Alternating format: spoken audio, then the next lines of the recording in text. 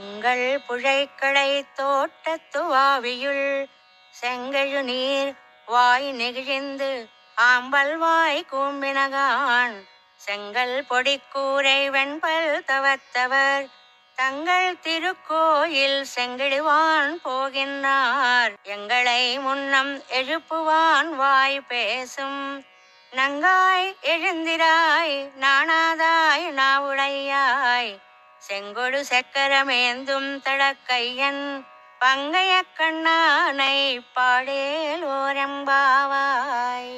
ఈ పాసురంలో గోపిక నేనే ముందు లేచి అందరినీ లేపుతాను అని అంది. కాని ఆ మాట మర్చిపోయింది. హాయిగా నిద్రిస్తోంది. ఆవిడని లేపుతున్నారు ఈ పాసురంలో. ఓ పరిపూర్ణురాలా, నీ పెరటి తోటలో దిగుడు బావిలో ఎర్ర తామరలు వికసించాయి, నల్ల కలువలు ముడుచుకుపోయాయి.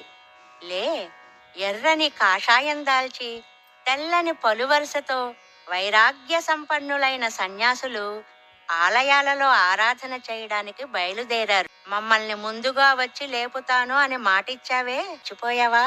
సిగ్గులేదా? నెరజానవిలే.